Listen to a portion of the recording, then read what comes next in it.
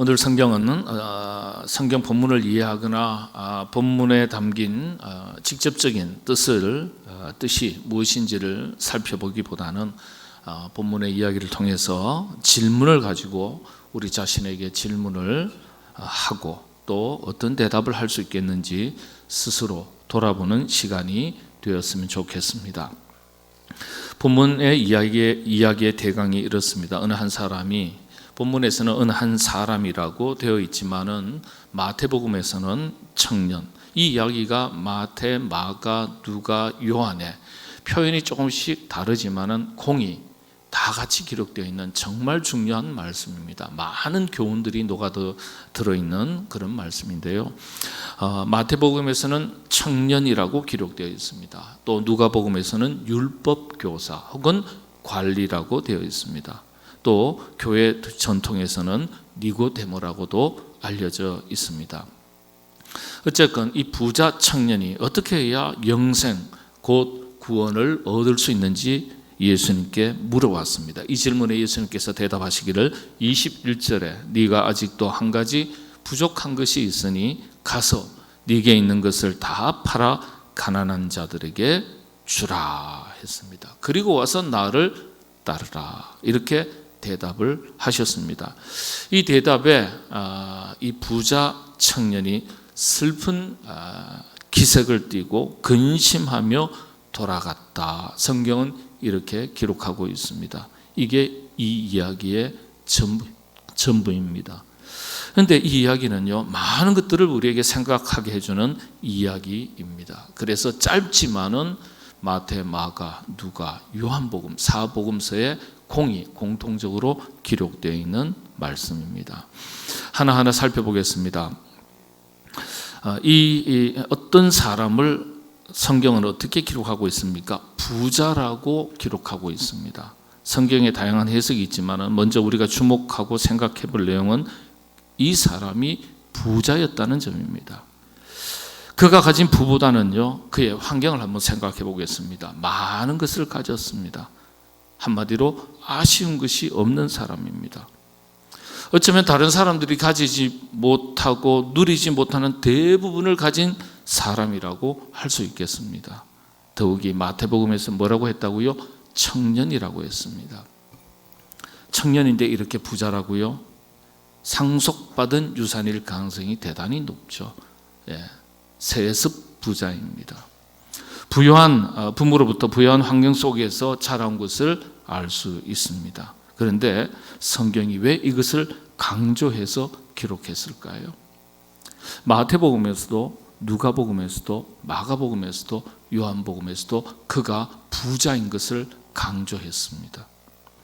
많은 것을 가진 사람이 마지막으로 가지지 못한 것을 구하고 찾아온 것이 바로 영생이었습니다. 세속의 것을 다 채운 다음에 마지막에 영적인 것을 찾았던 것을 말하는 겁니다.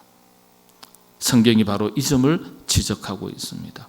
세속의 가치를 우선했고 추구했고 그리고 가졌다는 겁니다. 그런 다음에서야 영적인 것을 찾았던 거예요. 영적인 것을 먼저 찾은 것이 아니라 세상의 것을 먼저 찾고 우선하고 누린 다음에 영적인 것으로 눈을 돌린 것입니다. 영적인 관점에서는 순서가 잘못된 것이죠. 주님은 바로 이걸 지적하신 거예요. 여러분, 우리도 마찬가지 아니겠습니까? 우리가 주님을 따르면서도 세속의 가치를 우선하고 영적인 가치를 뒤로 하는 우선순위의 문제에 있어서 영적인 질서가 흐트러진 부분은 없는지 살펴볼 수 있어야 돼요. 세상의 것을 사랑해서 그걸 가장 먼저 찾고 영적인 것은 뒤로 하는 일 없어야 되겠죠. 그런데 그게 제자들에게 있었다는 거예요. 제자들에게만 있었겠습니까? 우리들에게도 있었다는 거예요. 부자 청년은 물론이죠. 부자 청년의 모습을 보시면서 말씀하신 것이 제자들에게 들으라고 하신 말씀이고, 이 말씀이 성경에 반복적으로 기록된 것은 바로 우리에게 하신 말씀이죠. 자, 그 다음에 문화적이라는 관점에서 한번 살펴보겠습니다. 문화가 참 중요하죠. 부모로부터 상속받은 세습된 부의 환경 속에서 자라면서 어쩌면 세상의 가치의 달콤함과 그것이 주는 편리함 속에서 행복을 누리면서 살아오는 부자 청년의 환경, 확대하면 문화라고도 할 수 있겠죠. 이런 환경과 문화는 이 부자 청년을 영적인 것으로부터 멀리 떨어져 있게 했던 원인이 아니었는지 이것도 생각해 볼 필요가 있습니다. 우리 자신에게 있어서 신앙의 자리와 문화로부터 점점 멀어지게 하는 환경적인 요인들, 요소들, 문화들이 있다면 스스로 그것을 경계해서 우리 자신을 잘 관리하고 다스려야 할 것입니다. 이 부자 청년에게는요, 그가 가지고 있는 물려받았던 상속된 부, 세습된 부가 영적인 것을 먼저 찾고 구하지 못하게 했던 장애물로도 작용했던 것입니다. 다 가진 다음에 영적인 것을 구한 거예요. 우리 자신도 스스로 살펴서 하나님으로부터 멀어지게 하고 신앙의 공동체로부터 멀어지게 하고 또 사명으로부터 멀어지게 하는 것들에 대해서 과감하게 벗어나고 극복하고 떠날 수 있어야 합니다. 이 점에 대해서 히브리서 12장 1절에서 2절에서 이 말씀을 정확하게 잘 기록하고 있죠. 이러므로 우리에게 구름같이 둘러싼 허다한 정의들이 있으니 모든 무거운 것과 얽매이기 쉬운 죄를 벗어버리고 인내로서 우리 앞에 당한 경주를 하며 믿음의 주여 또 온전하게 하시는 이 예수를 바라보자. 과감하게 벗어버리고 과감하게 떠나고 과감하게 버리고 예수를 바라보자. 주님을 향한 우리의 시선이 다른 곳으로 돌아서게 하는 것들에 대해서 그래서 경계할 수 있어야 됩니다. 신앙의 경주를 그래야 잘 감당할 수 있습니다. 100m 경주하는 달리기 선수가 뛰면서 좌로도 보고 우로도 바라보면서 100m 경주를 합니까? 그렇지 않죠. 목표 지점을 향해서 전심전력하는 거죠. 이와 같이 우리 신앙생활도 100년의 인생 가운데 요즘은 120년 인생도 얘기하더라고요. 신앙의 경주가 같다는 거예요. 우리가 달려가야 될 목표를 향해서 우리를 얽매이게 하고 지치게 하고 변하게 하고 본질에서 비켜나게 하는 것들을 과감하게 벗어버리고 믿음의 주요 온전케 하시는 예수를 바라보고 열심히 경주하자. 히브리서의 말씀이 바로 그런 말씀이죠. 여러분들 그렇게 신앙의 경주를 잘 감당하시는 여러분 되시기를 바랍니다. 자, 오늘 본문에 보면은 어떤 사람이라고 되어 있습니다. 어떤 사람, 어떤 사람, 한 사람이죠. 그런데 말씀드린 대로 다른 복음서에는 청년이라고 기록되어 있습니다. 특별히 마태복음에서는 청년 이렇게 반복해서 기록하고 있습니다. 다 가진 뒤에 아쉬운 것이 없으니까 그제서야 영생을 얻고 싶어서 주님을 찾아온 것일까요? 뭐 이렇게 타박할 수도 있겠죠. 다 가진 사람이 욕심도 많지. 그렇게 말하는 것으로 대신할 수 있겠습니까? 이렇게 찾아온 부자 청년에 대한 예수님의 시선이 어떤 겁니까? 오늘 본문 말씀이 21절 한번 보겠습니다. 21절에 보면 예수님 이렇게 찾아온 청년, 부자 청년을 어떻게 바라보시죠? 예수께서 그를 보시고 사랑하사 그랬습니다. 예수님은요 이렇게 찾아온 부자 청년을 참 좋게 보셨던 것 같아요. 그를 보시고 사랑하사. 원문에 보면은 원문을 직역하면 이렇게 됩니다. 예수께서 그를 바라보시고 사랑하셨다. 사랑하셨다. 그를 보시고 사랑하셨다. 이게 그를 보시고 했는데요. 이 단순히 보는 걸 말하는 게 아니에요. 깊이 응시하다. 꿰뚫어 보셨다. 다시 말씀드리면 이 청년의 마음을, 중심을 꿰뚫어 보셨다. 예수님께서는 청년의 중심을 들여다보셨고 그를 판단하거나 정죄하지 않으셨고 오히려 사랑하셨다는 거예요. 여기 보면은 아가페센 이렇게 되어 있습니다. 원문에는 무조건적인 사랑으로 그 청년을 다른 시선으로 바라보지 않으시고 다 가지고 나서 이제서야 영적인 것을 찾아서 나를 왔나? 나에게로 왔나? 이렇게 타박하지 않으시고 사랑하셨다는 거예요. 진정으로 귀하게 보신 거예요. 귀하게. 세상에 살면서 세속의 가치를 추구하고 살았어도 영생의 문제에 관심을 가지고 주님께 찾아온다는 것은 귀한 일입니다. 귀한 일이에요. 이왕이면 더 늦기 전에 조금 더 일찍 찾아오는 게 좋겠죠. 이 청년처럼 우리의 인생이 얼마 있는지 알 수 없지만은 더 늦기 전에 오늘 찾아오면 여러분 하나님께로 주님께로 오늘 주님 앞으로 나아오시면 내일보다는 더 일찍 찾아온 것 아니겠습니까? 그런 마음으로 영적인 것을 사모하고 찾고 구하고 붙들 수 있어야 되겠습니다. 간혹 그런 분들이 있거든요.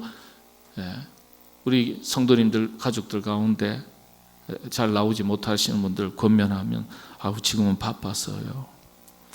아직은 때가 아니어서. 또 간혹 그런 분들이 있어요. 나중에 좀 은퇴하고 나서. 은퇴하신 분한테 보면은 나중에 더 있다가요. 나중에 시간 나면. 그런 분들이 의외로 많아요. 이런저런 이유로 먼저 찾아야 할 것, 붙들어야 할 것들을 뒤로 하고 세상의 가치와 세속의 일들을 먼저 앞세울 때가 있습니다. 그게 중요하지 않은 것이 아니라 먼저 찾아야 할 것이 있음을 말하는 겁니다. 귀하게 보신 거예요. 나이 들어서 인생 자기의 뜻대로 다 산 뒤에 늙음하게 예수님을 찾아온 것이 아니라, 물론 그가 가진 부로 인해서 모든 것이 아쉬움이 없는 그 삶을, 풍요로운 삶을 누리는 가운데 없던 것 한 가지, 영적인 문제, 영생의 문제, 구원의 문제를 찾아서 예수님께로 나왔지만은 청년이라고 분명하게 기록하고 있습니다. 청년이니까 얼마나 꿈이 많겠어요. 그런데 영적인 것을 찾아서 주님께 나왔다. 귀한 일입니다. 더 일찍 나왔으면 더 좋겠지만은. 그리고 청년은 윤리도덕적으로 아주 바람직한 삶을 살았던 것 같습니다. 최선을 다했고 바르게 살려고 노력했고 모범적으로 살았습니다. 어떻게 알 수 있습니까? 20절에 보면 제가 어려서부터 다 지켰습니다. 대단하죠. 그것도 모세의 율법입니다. 이스라엘 백성들에게 하나의 율법이 있다면 모세의 율법이에요.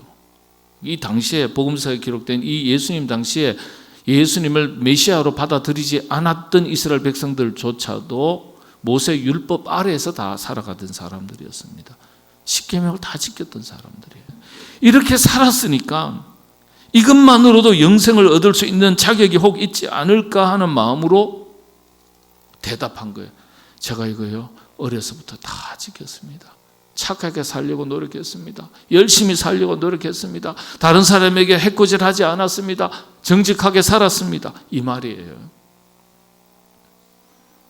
그런데 여러분들 구원은요 인간의 행위에 있지 않습니다. 물론 행위가 중요하지 않다는 의미가 아니죠. 사람은 행위에 관심을 두지만 하나님은 그 중심, 내면, 마음을 읽으시는 분이에요. 청년은 겉보기에는 드러난 행위에 있어서는 흠이 없을 정도로 모범적인 삶을 살고 있었습니다. 그러나 하나님과의 관계는 그것으로 증명되지 않습니다. 아무리 선하게 살아도, 아무리 성실하게 살아도, 윤리 도덕적으로 바르게 살아도 그것으로 하나님과의 바른 관계가 증명되지는 않습니다. 여러분, 행위라는 게요, 행위는 그 사람의 의로움을 드러내는 것이지만 진짜 의로운 것의 기준은 그 마음이에요. 사람이 그렇지 않습니까? 마음으로는 미워하면서도 얼굴로는 웃을 수 있는 존재예요. 행위가 그런 거예요. 행위는 그래서 불완전한 겁니다.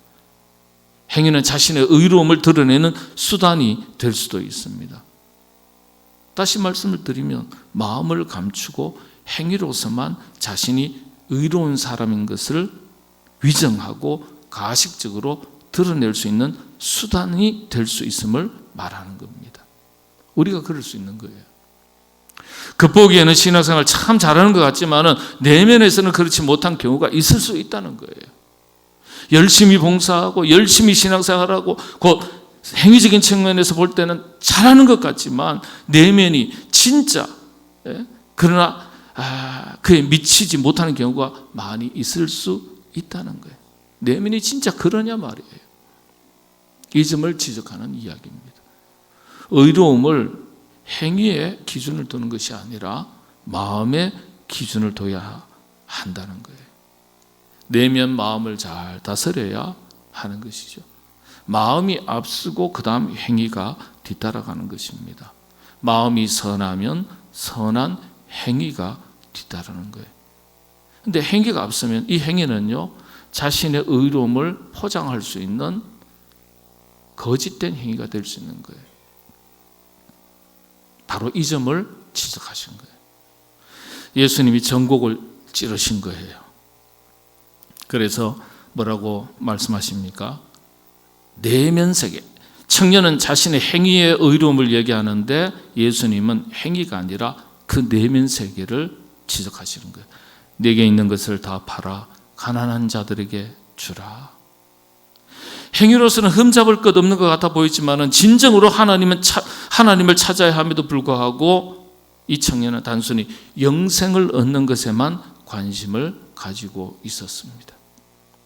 하나님과의 바른 관계는 우선하지 않고, 관계가 우선되지 않고 영생을 단순히 의로운 행위에서 찾고 구하고 있었던 것입니다. 그리고 하나님보다, 곧 영생보다 더 중요한 것이 마음속 깊이, 그의 영혼 속 깊이 자리 잡고 있음을 지적하는 이야기죠. 예수님은 이 중심을 찌르시면서 말씀하셨습니다. 가서 네 소유를 다 팔아 가난한 자들에게 주라. 그리고 나를 따르라. 팔아서 주라. 그리고 나를 따르라. 여기서 팔아서 나눠주라. 이 명령보다 그 뒤에 명령이 더 무거운 명령입니다. 그리고 와서 나를 따르라. 그리고 와서 나를 따르라. 집과 가족들을 다 버려두고 따르라는 말씀이 아니죠. 물질에 예속되어 있고 종속되어 있었던 삶의 가치 기준, 세속의 문화, 젖어 있었던 세속의 문화, 삶의 목표를 수정하라는 말씀이에요. 그리고 하늘의 가치, 복음의 가치를 따르라는 말씀입니다. 이건 단순히 물질을 내려놓으라는 명령이 아니에요.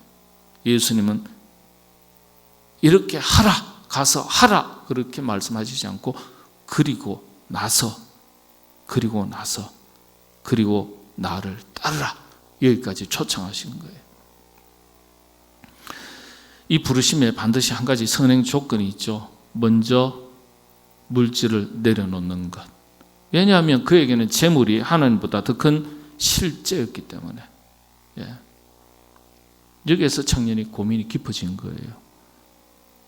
예수님께서 정확하게 그 마음을 찍어내신 거죠. 전곡을 찌르셨거든요. 그랬더니 청년이 뭡니까? 반응이 22절에 어떻습니까? 그 사람은 재물이 많은 고로 이 말씀으로 인하여 슬픈 기색을 띠고 근심하며 가니라. 이유는요, 재물이 많았다. 아니요, 재물이 많아서 근심한 거예요. 아니요, 재물의 물질적 가치에 사로잡혀 있었기 때문에 근심하게 된 거예요. 물질이 많아도요, 물질에 사로잡혀 있지 않은 사람이 얼마나 많은데요. 물질의 가치에 그 영향력 아래에 있지 않은 사람이 얼마나 많은데요. 물질 하나 작은 것에도요, 물질의 노예로 영향력 아래에 살아가는 사람이 얼마나 많은데요. 물질이 많은 게 아니에요. 그 물질에 예속되어 있는 그 정도를 말하는 겁니다. 종속되어 있는 정도를 말하는 거예요.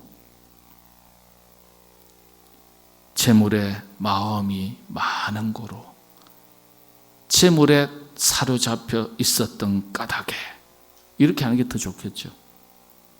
근심하며 가니라. 슬픈 기색을 띠고 근심하며, 원문을 보니까 슬픈 얼굴을 하며 근심 가운데 떠났다. 얼굴빛이 어두워졌다. 근심으로 인해서 표정이 굳어진 것을 뜻합니다. 그런데 그 다음 단어가 더 중요한 거예요. 아페르텐 이런 단어를 썼더라고요. 그는 예수께로부터 돌아섰다. 직역하면 그런 뜻입니다. 그 단어가 있더라고요. 부자 청년은 근심하며 돌아간 것이 아니라 어떻게 해요? 예수께로부터 돌아섰다. 야, 참 비극이죠. 원문을 보니까 더 정확해요. 떠난 이유는 단 하나, 그에게 많은 소유가 있었기 때문. 성경은 그렇게 기록했지만 더 깊은 의미는 물질의 영향력 아래, 물질의 가치에 종속되어 있었고 예속되어 있었고 집착해 있었기 때문에, 그래서 주님의 말씀이 부담스러웠고 그리고 받아들일 수 없는 말씀이었던 겁니다. 이 표현은 단순히 소유가 많다는 것을 넘어서서 그 소유가 그를 붙잡고 있었던 거예요. 우리가 소유를 다스려야 되는데 소유가 우리를 붙들고 그 소유 아래 우리가 살아가는 거예요. 결국 이 부자 청년은 하나님 나라보다 소유를 선택했습니다. 자신의 물질을 선택했습니다.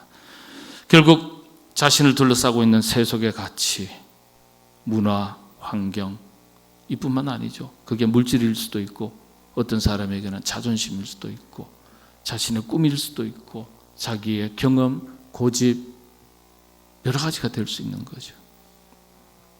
그걸 극복하지 못한 것을 보여줍니다. 하나님의 영향력 아래, 복음의 영향력 아래로 들어가는 것을 포기한 겁니다. 물질의 영향력 아래, 일시적인, 제한적인 그 달콤함의 물질의 영향력 아래에 사는 것을 선택했습니다. 우리 역시 세상에 살면서 그리스도인임에도 불구하고 성경적 가치, 복음의 가치를 따른다고 말하면서도 정작 물질 앞에서, 이 부자 청년에게는 물질입니다. 어떤 사람에게는 자기 고집일 수도 있고 자기 어떤 꿈, 야망일 수도 있겠고 명예일 수도 있겠고 그게 환경일 수도 있겠고 문화일 수도 있겠고요. 그것 앞에서 영적인 가치가 무너진 것을 보여주고 있습니다. 오늘 말씀 정리합니다. 모든 것이 보기에 흠잡을 것 없는 것처럼 보였습니다. 열심히 삽니다. 도덕적 윤리적인 것은 물론입니다. 신앙생활의 행위에 있어서도 사람에 관계된 계명을 잘 어려서부터 다 지켰다고 했습니다. 정말 열심입니다.